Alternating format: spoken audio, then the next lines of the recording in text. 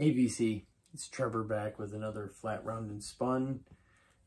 Here today to do my March acquired vinyl.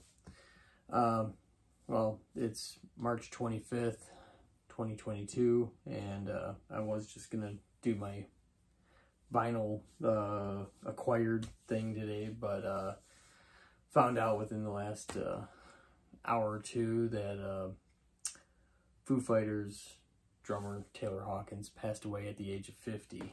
And you know, I don't want to say the Foo Fighters are my favorite band in the world, but I really dug them a whole lot. And you know, Dave Grohl, you know, one of those guys that, you know, I want him to be my friend because he seems like such a cool guy. Well, right behind him was Taylor Hawkins, who seemed like they were both cut from the same cloth. Just super rad dude. Never got to see him live, always wanted to. I remember that first Foo Fighters tour, not that Taylor was part of that. William was still the drummer at the time, but they were like the opening act for Mike Watt. And then later in the show became Mike Watt's band, so that was kind of cool. But then Taylor joined up later on and became a integral part of the Foo Fighters. So just want to give a salute and a rest in peace, Taylor.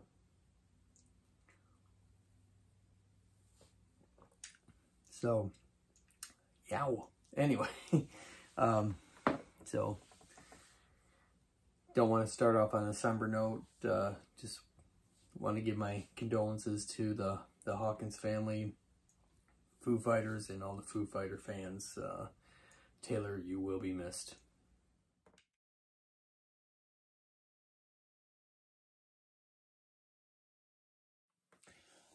All right, back to the task at hand. My March acquired vinyl.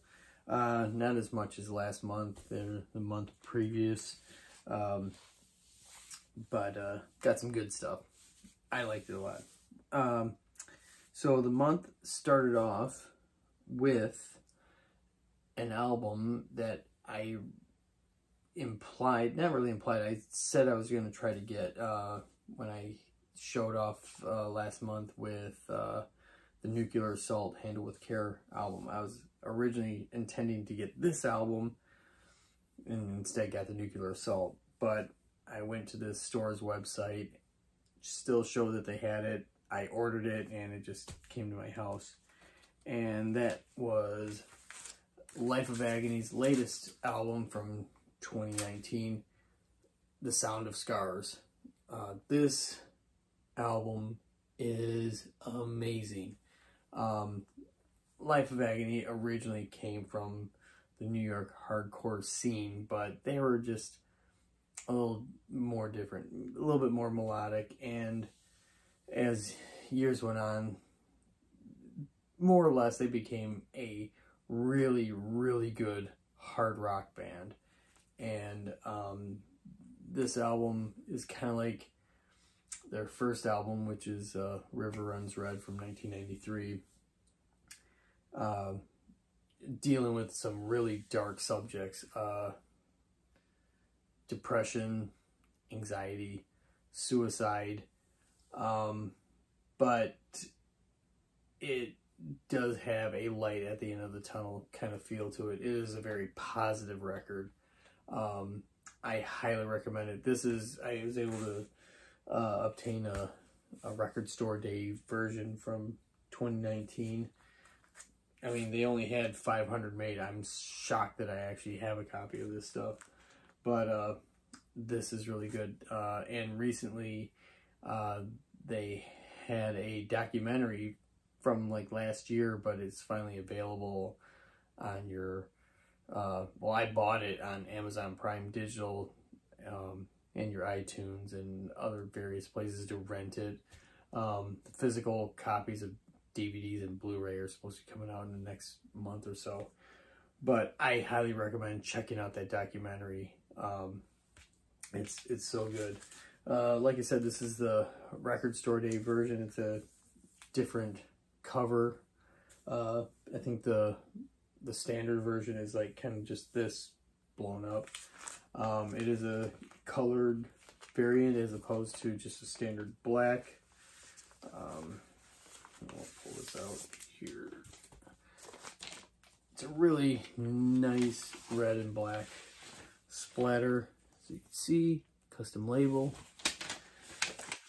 Again, I cannot say enough how great this record is.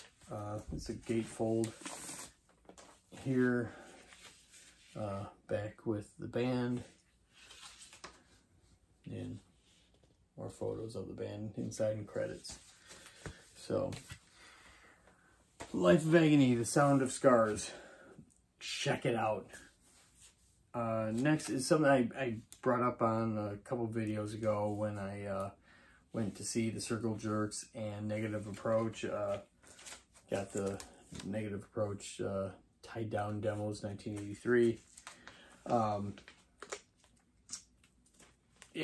And I think I went into descriptions of that, you know, where a lot of it sounded like it was just alternate versions from the Tied Down sessions, and then a couple that actually sound like demos. Off Tang Records, nice green, and then the photo of the classic original band there. Sounds good, sounds fun. Now you know where, you know, the classic Tied Down album came from, you know, with the demos. So this is another record store day version of it. There's a standard black that's readily available, but recommend it if you want to hear some I would say ground zero Detroit hardcore. Right there, Negative Approach. Next was a reissue that I've been waiting for a long time, because the original copies of this are really expensive. This is actually a project of Dan the Automator, DJ, producer, mixer guy. And he also had on this, a lot of people think it's a project of one of the singers, and that one of the singers is Mike Patton, more famous from Faith No More, Mr. Bungle, Tomahawk, but this is a project called Lovage. This came out in 2001, at the end of 2001, I believe. Very loungy sounding, trip hop. It is really, really cool. I think the tone of it probably couldn't be made today, but it's really cool. It's also got Jennifer Charles on here doing vocals from Elysian Field. And it is a great album. I was lucky enough to see them live. They only did like a 12-date tour, and they came to a place called the Magic Bag in Ferndale, Michigan. And at the time, I was living in Ferndale, and I could just walk to the venue. So, place holds like 300 people, and it was great. Really cool. It had a very, like, they were performing in a den. That's how they had the stage set up, you know, with a mini bar in the middle of the stage. It's a double record. Comes in this nice kind of, I don't want to say turquoise, but a lighter blue. I think it's just, yeah, it's just the album jacket. Kind of has a very 60s feel to it on the cover. But yeah, this, my pressing of it, it does sound a bit muffled. And I posted it on a Mr. Bungle group I'm on Facebook, and someone was like, you know, kind of ridiculing my, you know, Audio-Technica LP60 saying that this is gonna ruin the record, but I'm planning on upgrading anyway. But I don't think that that's it, because I have lots of records that sound amazing, but I don't know if it's this pressing, so we'll see. But still recommend this record, Lovage. And last but not least, and it's not like this is a brand new release. This is actually a reissue from 1995. It's been out for a while as a reissue. At the time, we thought it was just like a one-time super group, but guys from New Orleans got together and from other bands and formed a group called Down, which a lot of people just call it the Phil Ensemble from Pantera, his side project. Well, yeah, he's the vocalist, but it's also got Pepper Keenan from Corrosion of Conformity, and Jimmy Bauer on drums, who's normally a guitarist for I Hate God, and you got Kirk and Todd from Crowbar on here. And, you know, I was just listening to this earlier tonight, and yeah, there's a lot of Sabbath worship on it, but it's just, you know, good. I don't even want to call it metal, but it's like that 70s type of metal. And it sounds timeless.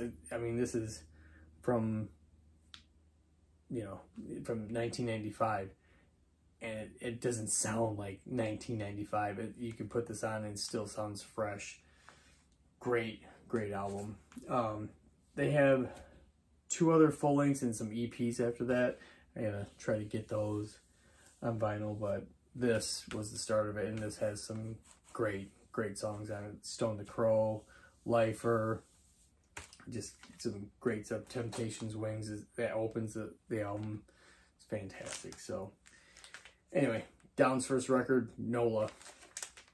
Check it out if you haven't heard it, but I'm sure many of you have. So anyway, that is my March acquired vinyl. Sorry, I've had a few drinks, so it's kind of a buzz night. So gonna crack open one last one for the evening. Got some local swill of Rainier. Good stuff. So anyway, if you haven't subscribed before, please subscribe now. That'd be cool.